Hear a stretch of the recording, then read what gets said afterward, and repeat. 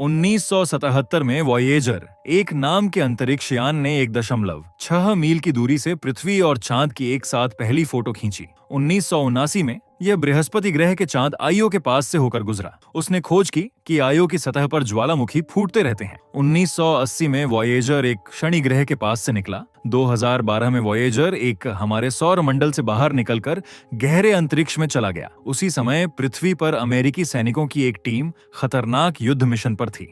दो दुश्मन अचानक हमला करने ही वाले होते हैं, लेकिन सैनिक जल्दी प्रतिक्रिया देकर उन्हें मार देते हैं। दूर दूर बम फूटते रहते हैं और टीम आगे बढ़ते हुए पास आने वाले दुश्मनों को मारती जाती है। वे सीढ़ियां चढ़कर एक बालकनी तक पहुंचते हैं और स्नाइपर ऊपर से गोली चलाने की जगह ले लेते हैं।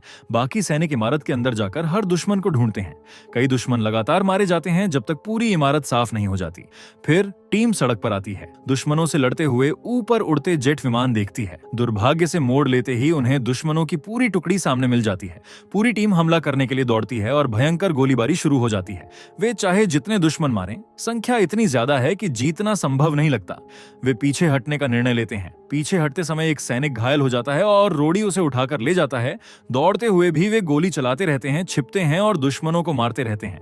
रोडी दोस्त का इलाज करना चाहता है, लेकिन आत्मरक्षा के लिए फायर करता रहता है। जब वह दोबारा देखता है, तब तक सैनिक की मौत हो चुकी होती है। दुश्मनों की एक और टीम आ जाती है और सैनिक फंस जाते हैं। वे रेडियो से मदद मांगते हैं। अचानक अंधेरा छा जाता है और बादलों के बीच लाल रोशनी दिखती है। सब हैरान रह जाते हैं जब एक रहस्यमयी मशीन बीम छोड़कर पूरी दुश्मन टीम को खत्म कर देती है। रोशनी सफेद हो जाती है, चार्ज होती है और तेज बिजली छोड़ती है। बिजली सैनिकों को मशीन के अंदर खींच लेती है, जहां एक एलियन उन पर प्रयोग करता है। बेहोश होने से पहले उन्हें अपनी पुरानी जिंदगी याद आती है। कुछ देर बाद वे एक अजीब डिवाइस में जमे हुए होते हैं। मशीन बंद होती है और सैनिक बाहर फेंके जाने से जाग जाते हैं। उन्हें ठीक होने में समय लगता है, क्योंकि वे फेफड़ों का तरल बाहर निकालते हैं। जैक्स समझता है कि यह स्टेसिस रेजिन है जो जल्दी पिघल जाता है, लेकिन उसे नहीं पता कि यह जानकारी उसे कैसे मिली। टीम को समझ नहीं आता कि वे किस जगह हैं। उन्हें सोने लगता है कि शायद रूस या चीन ने उन्हें पकड़ लिया है, लेकिन मशीनों पर जो लिखा है वह पृथ्वी की भाषा नहीं लगती। रेयस को एक प्लेट मिलती है जिस पर सभी के नाम और उनकी यूनिट लिखी है, लेकिन उसे हैरानी है कि उसे यह जानकारी कैसे मालूम है। उनकी बंदूकें अभी भी भरी हुई हैं और उन्हें सिर्फ वही याद है कि सड़क पर फायरिंग हो रही थी और फिर बिजली गिरी थी। टीम लीडर केली कहती है कि किडनैपर के आने से पहले उन्हें आगे बढ़ना चाहिए। गलियारे के अंत में एक बड़ा गोल दरवाजा है, लेकिन बटन दबाने पर भी वह नहीं खुलता। सभी सैनिक मिलकर दरवाजे को हाथ से खोलने की कोशिश करते हैं। दूसरे गलियारे में उन्हें एक और दरवाजा मिलता है जो अपनी जगह से हिल चुका है।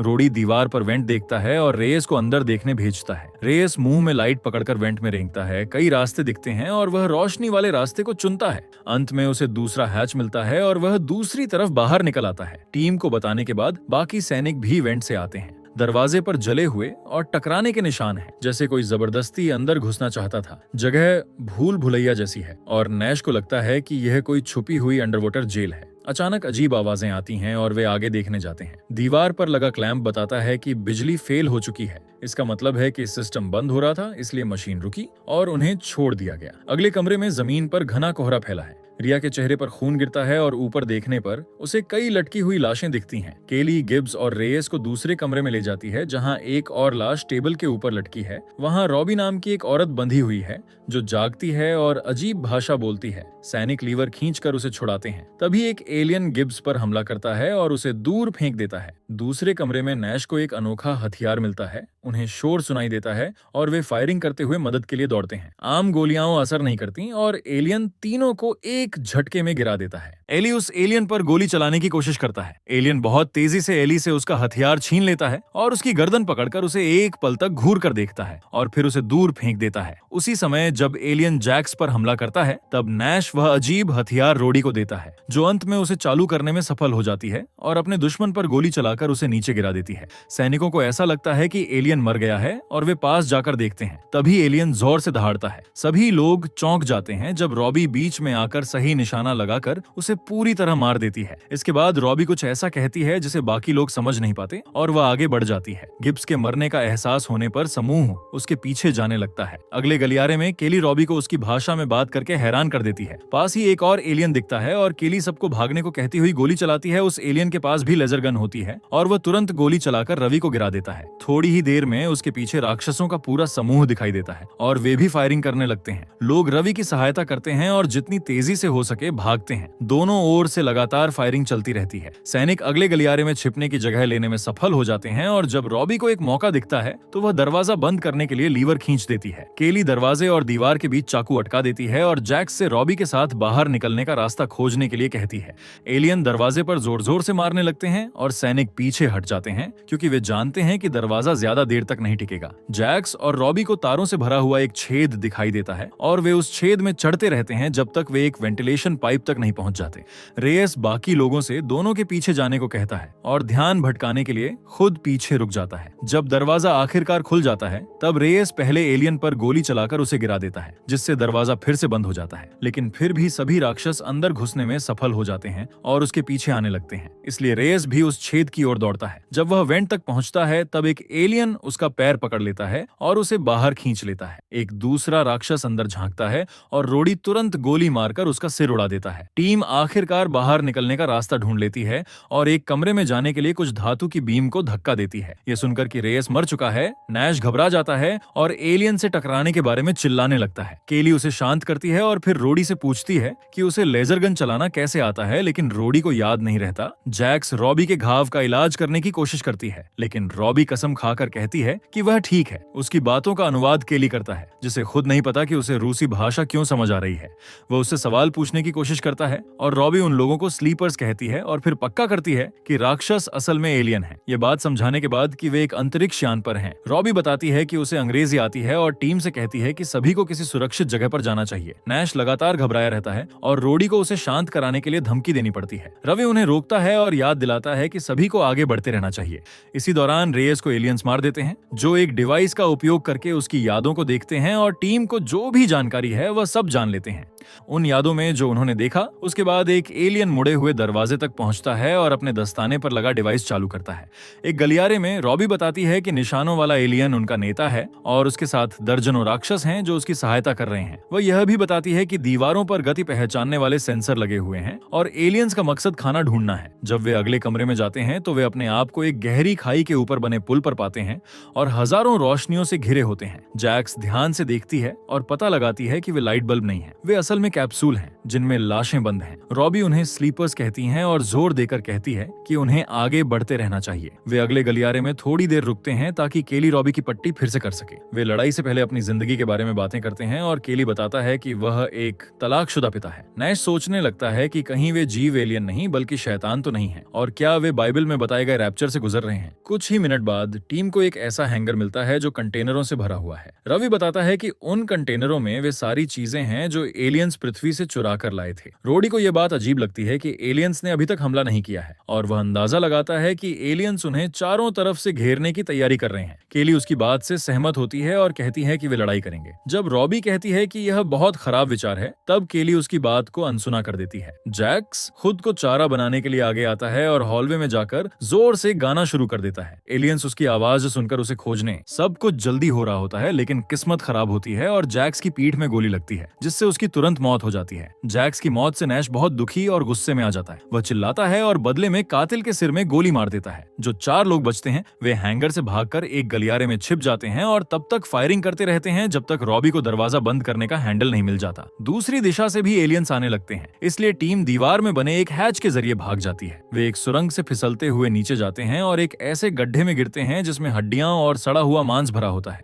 वहां इतनी भयानक बदबू होती है कि कुछ लोगों को उल्टी आ जाती है। नैश डर के मारे घबरा जाता है, इसलिए केली उसे शांत रहने के लिए मजबूर करता है। तभी ऊपर से आने वाली एक आवाज उनकी बात को बीच में रोक देती है। रवि ऊपर देखती है और अपनी माँ आन्या को देखकर चौंक जाती है और आन्या तुरंत नीचे रस्सी फेंकती है। रवि रस्सी से ऊपर जाती है और माँ बेटी एक दूसरे को गले लगाती हैं। बाकी सैनिक भी रस्सी से ऊपर आते हैं और केली अन्ना की यूनिफॉर्म देखकर समझ जाता है कि वह रूसी सेना की है।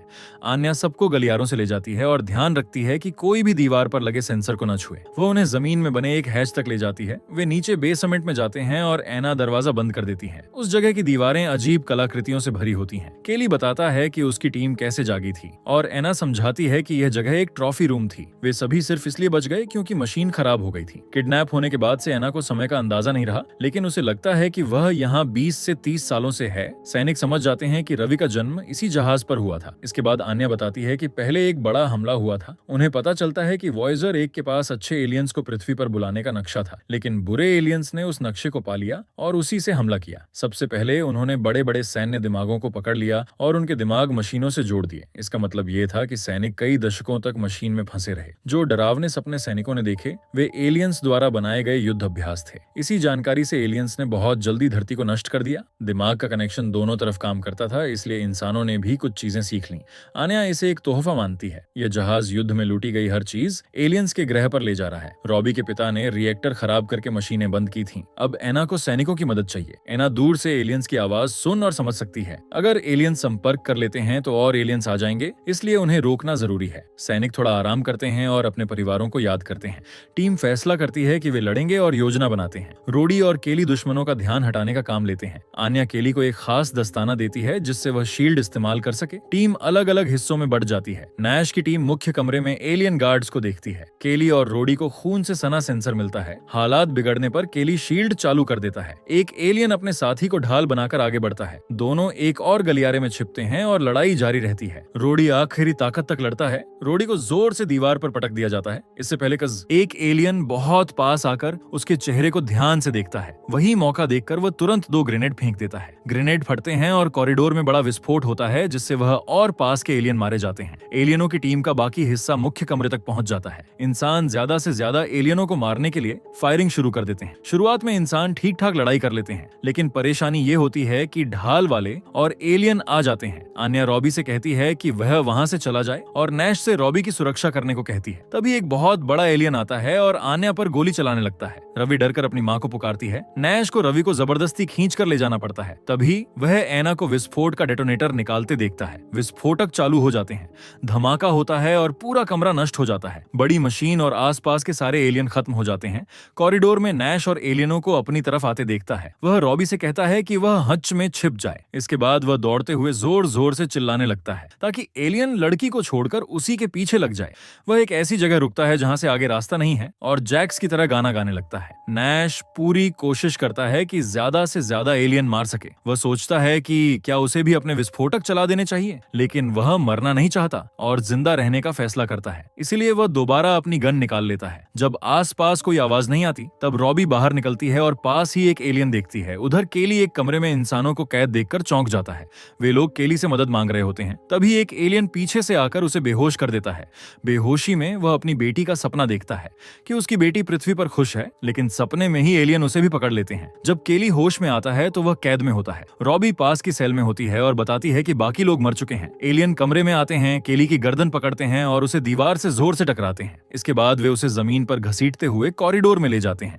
वे उसे उसी अजीब टेबल के पास ले जाते हैं और उल्टा टांग देते हैं। एक एलियन चाकू जैसा ब्लेड पकड़कर हमला करने की तैयारी करता है। तभी वह देखता है कि नैश टेबल के अंदर छिपा हुआ है। नैश एक ही गोली उसके सिर में मारकर उसे खत्म कर देता है। इसके बाद दोनों कॉरिडोर से आगे बढ़ते हैं। जो भी एलियन पास आता है वे उसे मार देते हैं। वे कैद खाने तक पहुंचते हैं और केली कैदियों को आजाद करता है और ज्यादा एलियन उनकी तरफ आ रहे होते हैं। इसलिए नैश लेजर गन से गोली चलाना शुरू करता है। वह लगातार दुश्मनों को मारता जाता है। अंत में सारे कैदी बाहर निकल आते हैं। सैनिक दरवाजा बंद कर देते हैं और रवि के साथ भागते हैं। थोड़ी ही देर में एलियन उनका पीछा करते हुए आ जाते हैं। तीनों दीवार के पीछे छिपकर जवाबी फायरिंग करते हैं। इंसानों के पास गोलियां कम होती जा रही हैं, इसलिए नैश अपनी बेल्ट के सारे ग्रेनेड फेंक देता है। केली दरवाजा बंद कर देती है ताकि विस्फोट से वे सुरक्षित रहें। नैश जीत का जश्न मनाते हुए दूसरे दरवाजे के सहारे खड़ा होता है। तभी अचानक कोई उसे ब्लेड से वार कर देता है। एलियनों का लीडर कमरे में प्रवेश करता है। केली रॉबी से कहती है कि वह भाग जाए। वह एलियन को उकसाती है ताकि उसका ध्यान उसी पर रहे। केली भी एक हथियार उठाकर लड़ाई शुरू करता है। एलियन लगातार वार करता है और उसे गिराता रहता है। एलियन केली को उछालकर छत की तरफ फेंक देता है। फिर वह हथियार फेंकता है और केली किसी तरह बचता है। एलियन अपनी ढाल चालू करके उससे भी हमला करता है। कुछ हमलों के बाद वह तलवार उठाकर केली की ओर दौड़ता है। सैनिक सही मौके का इंतजार करता है। जैसे ही एलियन दरवाजे से गुजरता है वह दरवाजा बंद कर देता है। उसका शरीर दरवाजे में फंस जाता है और वह मारा जाता है। थोड़ी देर बाद केली रॉबी से मिलता है। रॉबी बाहर जाने से बहुत डरा हुआ होता है। केली खुद पहले आगे जाती है। जब रॉबी उसके पीछे जाती है तब पता चलता है कि वे पृथ्वी पर हैं और पृथ्वी पूरी तरह उजाड़ हो चुकी है। वीडियो को लाइक और चैनल को सब्सक्राइब करें और नोटिफिकेशन ऑन करना ना भूलें ताकि